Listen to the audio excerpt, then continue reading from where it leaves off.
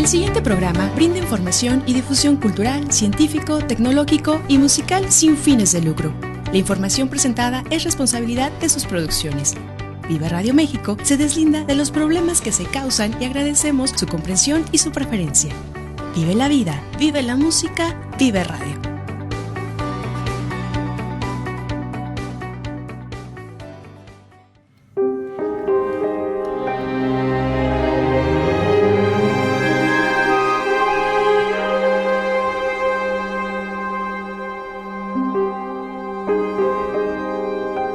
Wicca Radio México, con Bernardo Tristán y Mauricio Sánchez.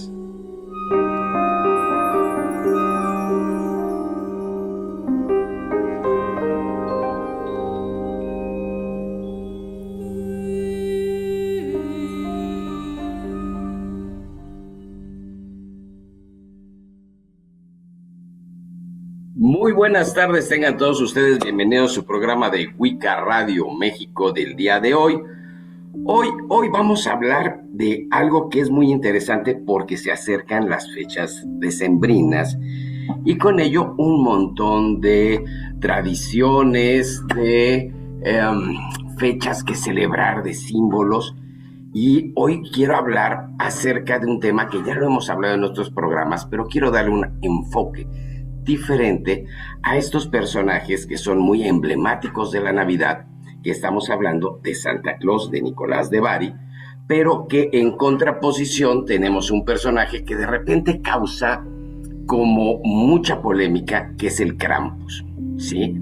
Y esto no es otra cosa más que porque piensan que es demoníaco, y Hollywood, las series de televisión americanas, han confrontado a estos dos personajes, a Santa Claus y al Krampus, como personas rivales. Sin embargo, tenemos que hacer un análisis profundo acerca de la psicología que está atrás de estos dos personajes. Simplemente no podemos considerar que el Krampus es un personaje malévolo, porque es precisamente este personaje que tiene completamente su imagen como un demonio, pero es el personaje que castiga a los niños que se han portado mal.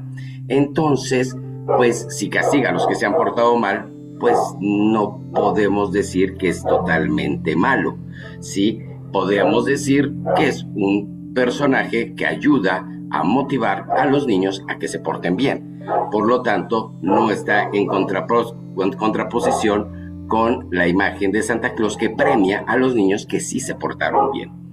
¿Qué es lo que estamos hablando? Estamos hablando de una condición operante en la educación de los niños: recompensar o castigar, ¿sí? Estamos hablando de que es un condicionamiento psicológico por medio de recompensas o castigo para la educación de los menores, ¿sí? Algo que tenía mucho valor en siglos pasados, ¿sí? Siglo XVII, XVIII, XIX, era normalmente el tipo de educación que se marcaba. De hecho, no vamos tan lejos, todavía en el siglo pasado había una serie de cuestiones dentro del proceso educativo, que habían estos castigos que se llevaban todavía hasta nuestra época. A muchos de nosotros nos tocó enfrentarnos a maestros, ¿sí?, que te premiaban si hacías algo muy bien, te daban una medalla, pero el niño que se portaba mal le ponían orejas de burro, lo ponían contra la pared, hasta ciertos castigos físicos que están totalmente reprobados al día de hoy, ¿sí? Los estudios sobre el condicionamiento clásico dieron lugar a la aparición de otras teorías que pueden explicar el comportamiento del aprendizaje, y este es el condicionamiento operante. Es una condición que trata de negar las creencias o los pensamientos motivacionales y hacen responsables al aprendizaje de los niños con ciertas características de premio-castigo. Tenemos que entender que este condicionamiento operante ha sido precisamente el centro, el foco de muchas religiones. Te portas bien, te salvas; si te portas mal, te condenas. Es un sistema, es un condicionamiento operante de la conducta humana desde el principio de los siglos. O sea, tenemos que entender que por mucho que pongamos nosotros como un sistema psicológico a esto o tratemos de entenderlo, es una manera muy común de operar en el proceso de educación de las personas. No nada más de niños, estamos hablando que hasta la fecha tenemos esta parte de hasta en los sistemas de trabajo, ¿sí? Algunos empleos, a la persona que llega siempre a tiempo le van a dar un bono por productividad, pero si llegaste tarde, si tuviste retraso, se te descuenta un día. Estamos hablando de este condicionamiento operante que trabaja en la sociedad en todos los ámbitos, ¿sí? Hay refuerzos. Los refuerzos es un proceso de incrementación de la frecuencia de la tasa de ocurrencia que determina la conducta, ¿sí? Es un estímulo presentado después de una manifestación, el evento que intensifica la posibilidad de que el comportamiento se repita se denomina reforzador. Pero existen dos tipos de reforzadores. El reforzador positivo, que son estímulos favorables que nos dan después de la presentación de una conducta buena. Este refuerzo positivo fortifica la posibilidad de un comportamiento por medio de la adición a algo, ¿sí? Por ejemplo, estudiaste mucho y obtuviste un 10 de excelencia en una materia. Bueno, tu mamá te va a recompensar invitándote un helado o te va a invitar a que te compre un premio, ¿sí? Después de esto, estudias duro cada vez más para tener precisamente este premio y para que tus padres o para que el jefe o para que te den este premio, y obviamente estamos motivando precisamente a que repitas esta acción positiva. Pero tenemos reforzadores negativos. La eliminación de estímulos desfavorables después de la presentación de un comportamiento o este refuerzo negativo. Si hiciste mal algo, bueno, entonces tienes que cumplir con algo que no es agradable. Si sales de tu casa a las 8 de la mañana para ir y hay mucho tráfico, bueno, pues vas a tener que buscar la manera. Si tienes un castigo, si llegas tarde, bueno, vas a tener que ver si sales más temprano o cómo vas a resolver esto para no tener este refuerzo negativo. Es una manera de presionar o de reforzar el corregir un comportamiento que no está mal, que no está bien, ¿sí? Tanto los refuerzos positivos como los negativos son la manera de procurar que las personas funcionen en un ámbito funcional socialmente, ¿sí? Entonces, estamos viendo que los castigos, ¿sí? Bueno, pues puede haber castigos positivos, castigos negativos. Yo puedo tener esta presencia de un castigo en el cual voy a obtener la eliminación de un privilegio, ¿sí? Que puede ser un castigo positivo en el sentido de si un niño molestó a la hermana debido a esto, bueno, pues le va a dar esta parte de un castigo al niño por haber castigado a la hermana, compensando a la hermana con algo del niño, ¿sí? Y el castigo negativo puede ser precisamente disminuir el hecho o darle una nalgada o provocándole alguna privación de algo al niño para que él no vuelva a cometer ese acto, ¿sí? Entonces, tenemos esta parte de una situación psicológica que ha estado presente en la educación. Por eso mismo, pues tendremos que analizar si el campus es malo o es bueno. Es una condición operante para que se haga. ¿Qué es lo que sucede cuando nosotros solamente vamos a dar refuerzos positivos?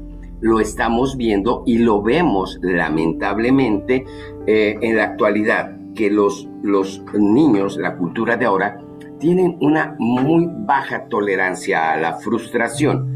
No puedes hacerles daño, no puedes castigarlos, no puedes hacer nada. Entonces, ¿qué es lo que sucede? Que en el peor de los casos el niño comete un acto que es negativo y no va a obtener a lo mejor el premio, pero no va a obtener un castigo. A lo mejor el niño se priva de algo que quisiera, pero sin embargo no ve consecuencia de su acción. Entonces, bien, tenemos que entender en mi época, con mis padres, había la expresión, y ustedes seguramente la han escuchado, que dice: más vale una colorada que 100 descolorida, más vale una buena nalgada a tiempo que 100 nalgadas después. Expresiones como: para eso sirven las nalgas, para corregir, ¿sí? Necesitamos entender que la idea de, precisamente, de este personaje de la leyenda de Santa Claus, pues se deriva precisamente de una figura emblemática de la Iglesia Católica, que fue San Nicolás de Bari, que nació en el 280 después de Cristo y muere en el 350 después de Cristo. Obispo de Mirra en Turquía, y que según la tradición entregó todo su bien a los pobres, ¿sí? Se hace una persona muy generosa y una persona que sobre todo es el patrón de los niños, de los viajeros y de los marinos, ¿sí? Obviamente este santo es muy venerado en Europa, sobre todo en los países germánicos, en Italia, en Holanda, en estas culturas europeas, y que hasta en la actualidad tiene su presencia más ortodoxa, ¿sí? Con esta investidura de obispo, con estos colores que le dan la característica de San Nicolás de Bari, o de Sinterklaas, que es como se empieza a deformar esta imagen, ¿sí?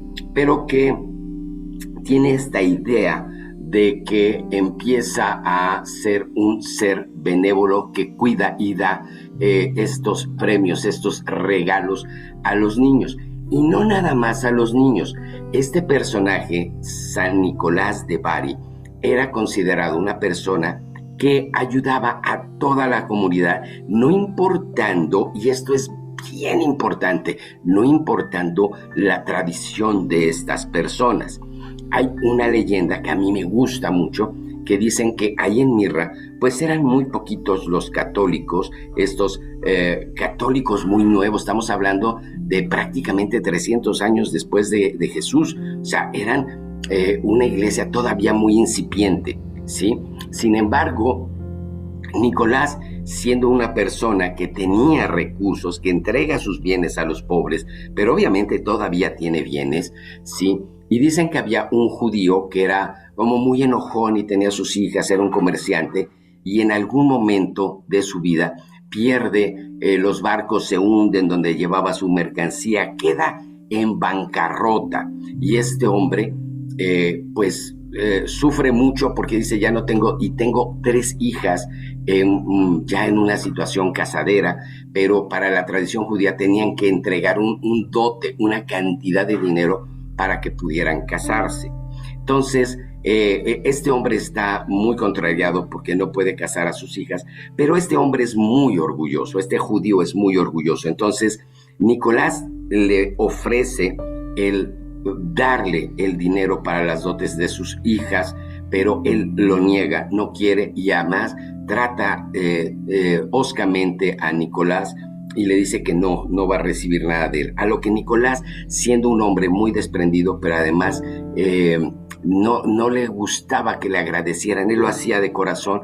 Entonces él avienta 3 sacos con moneda de oro por la chimenea de la casa de este judío. Se percata el judío y va con Nicolás y le dice que por qué le dio el dinero si ya se lo había rechazado. Nicolás agarra y dice: yo no fui, se te entregó, Dios te lo dio, en fin. Entonces, al ver que no hay manera que pueda rechazar el regalo, y aún sabiendo que había sido Nicolás, ¿sí? El judío le dice: ¿por qué me ayudas si yo no creo en tu Dios? Y la respuesta de Nicolás de Bari al judío fue: tú no crees en mi Dios, pero mi Dios sí cree en ti. ¿Sí? Sabía que era un hombre bueno, un hombre hosco, un hombre lo que sea, pero que sabía que era un hombre bueno y generoso, ¿sí?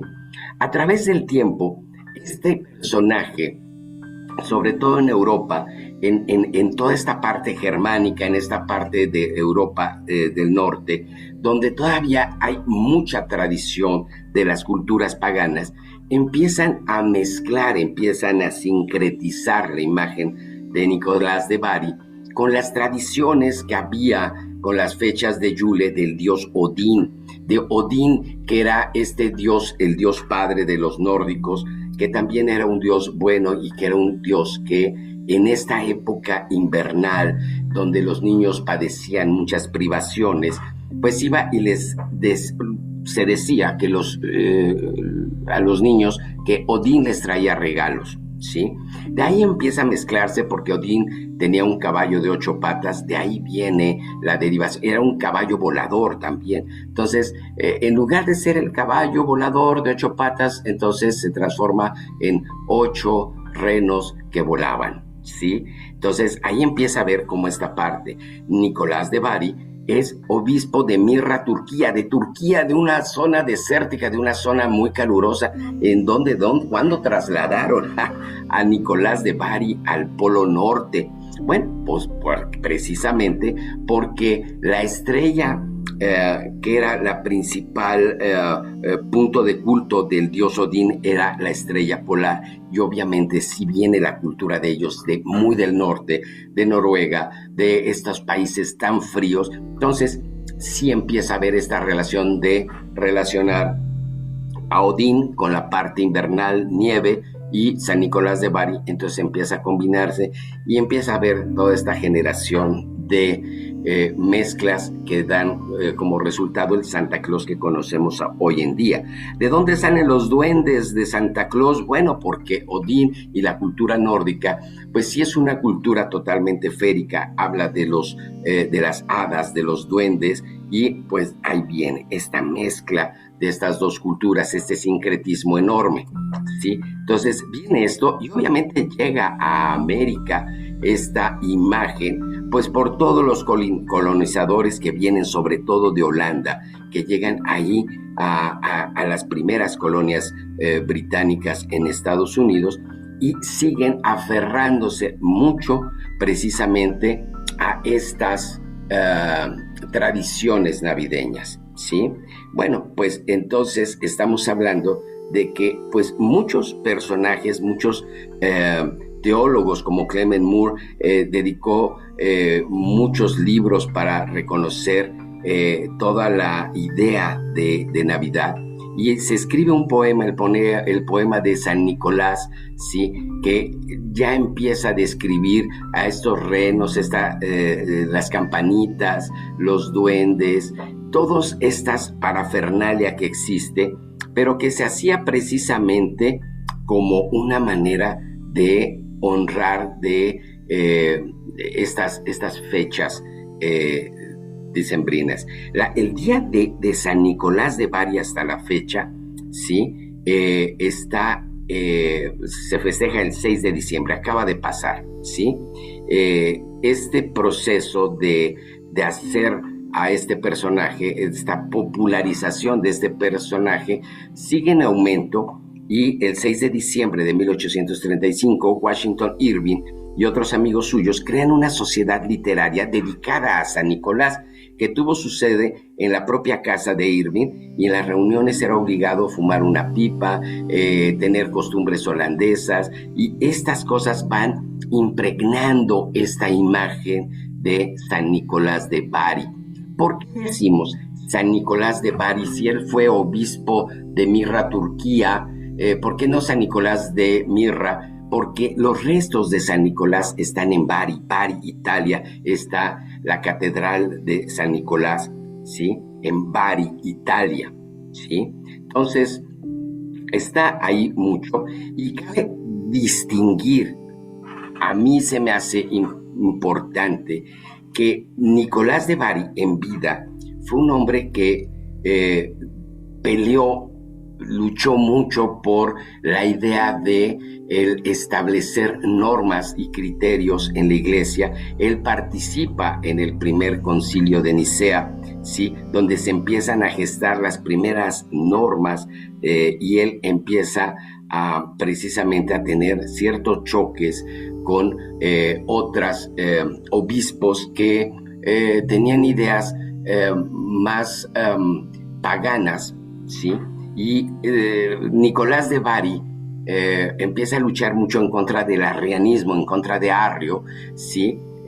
Arrio fue excomulgado de la Iglesia Católica, de esta incipiente Iglesia Católica, ¿sí? Y Nicolás pelea mucho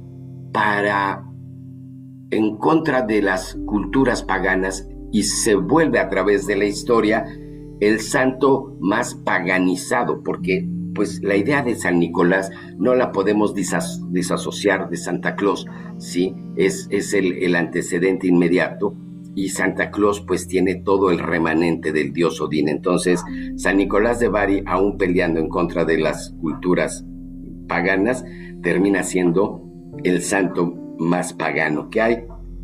Así como siempre lo he hecho como referencia encontrada, San Francisco de Asís, que tenía como esta idea de la iglesia, pero más humilde, y tenía muchas ideas que podíamos considerar muy paganas, el hablarle de tú a tú al sol, a la luna, al lobo, a los animales, esta parte de conexión con la naturaleza, pues podemos hablar que los principios básicos de San Francisco de Asís eran totalmente paganos, y termina siendo el gran santo cristiano, ¿no? Entonces, Santa Claus, San Nicolás de Bari, es el santo católico más paganizado, y San Francisco de Asís es el pagano más cristianizado. Es en contraposición, pero vemos cómo en la historia del hombre empieza a generar estos choques culturales y estas aberraciones a veces que son interesantes, ¿sí? Pero ¿de dónde viene o en dónde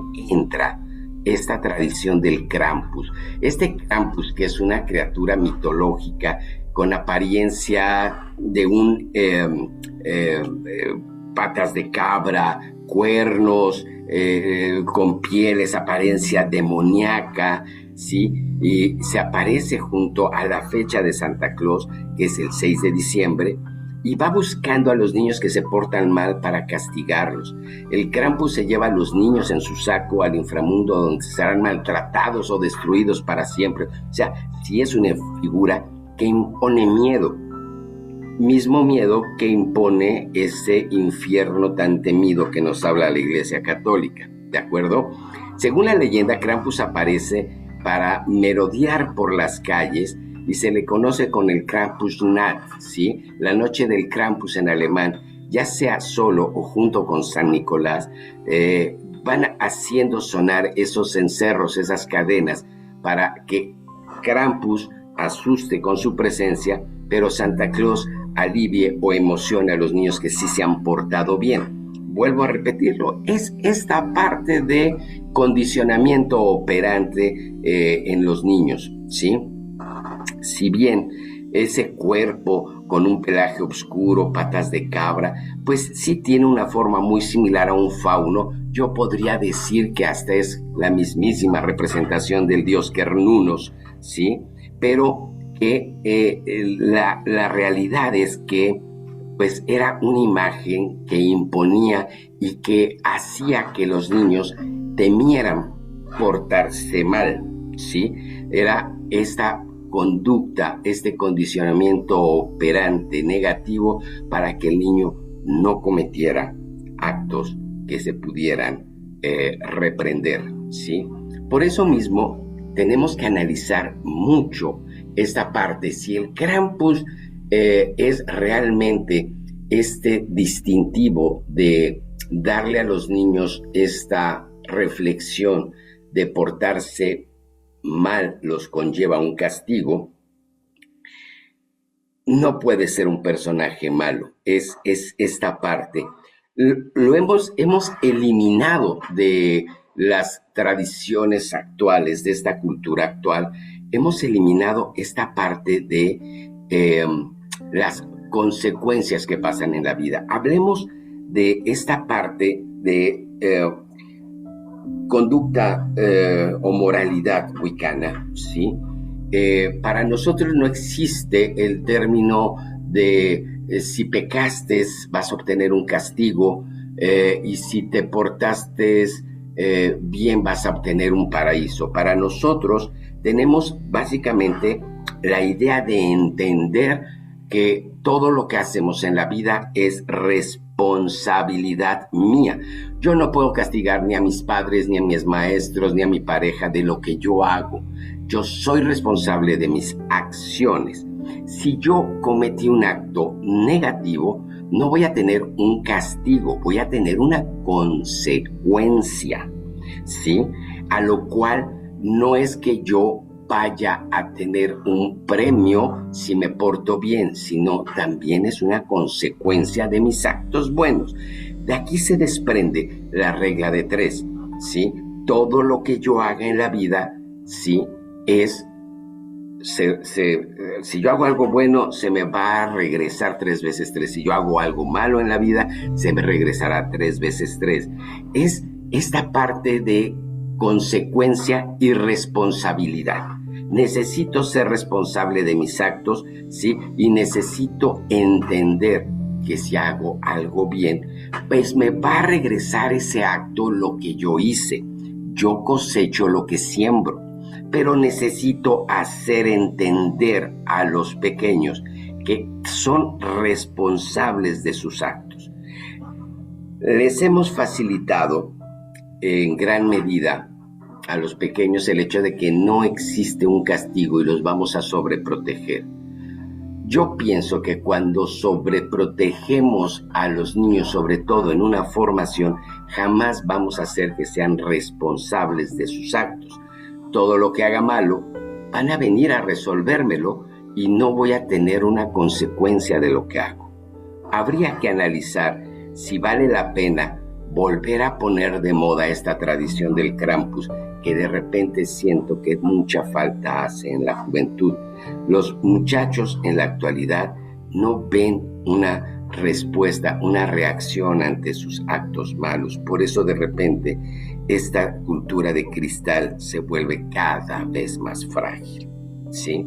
En la televisión se ha popularizado mucho este personaje en series desde Scooby-Doo, en series como Los Grimm, en series, en películas, en Supernatural, en American Daddy, en Regular Show, en cantidad de películas, de caricaturas, ¿sí?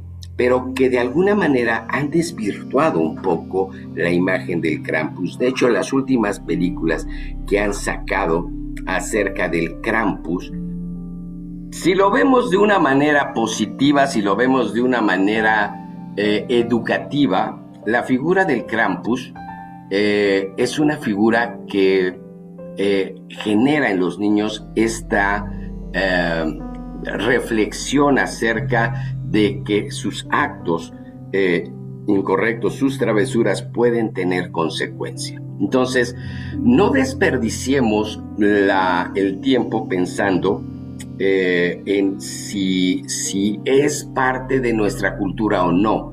Había personas que me habían dicho, es que no es una tradición extranjera, ¿sí? No tenemos por qué incorporarla. Mi reflexión es, también el nacimiento de Cristo es una tradición extranjera. Que yo sepa, Jesús no nació en Iztapalapa, ¿sí? Entonces, ¿por qué no incluirla si me ayuda, si fomenta? Es que Santa Claus es un viejo gordo. ¡Ey, aguas! Momento, la imagen que tenemos actualmente de Santa Claus es una imagen que se creó por Coca-Cola, ¿sí?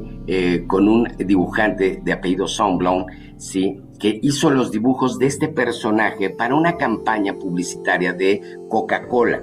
Por eso la Navidad tiene tanta relación con Coca-Cola, porque ha sido su principal patrocinador, ¿sí? Y esta imagen del gordito, regordete, bonachón, con el sombrero, el traje con el color típico de Coca-Cola, ¿sí? Si bien ya el obispo San Nicolás de Bari trae un hábito rojo porque era obispo, ¿sí?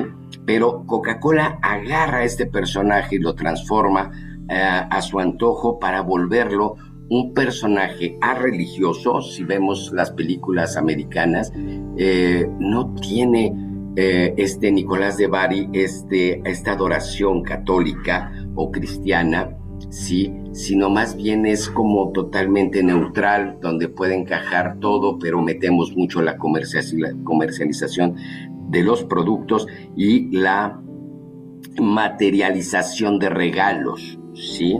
Aquí también tenemos que hablar que es un producto, ha sido un producto de consumismo, ¿sí? Entonces, entendamos que no estamos en contra del personaje, ya se hace llamar Nicolás de Bari o Santa Claus, no es un personaje que lo desdeñemos por el personaje en sí, sino por la campaña de Coca-Cola. Podemos integrar este personaje, podemos integrar al Krampus en nuestras tradiciones para dar precisamente paso a estos condicionamientos operantes en la conducta de los niños y tratar de entender que es una manera que podemos hacer para poder motivar más la reflexión en los niños, ¿sí? Este personaje que tenemos, estos dos personajes, ¿sí? Más que ser como contrarios, son una excelente herramienta para poder ayudarnos, ¿sí?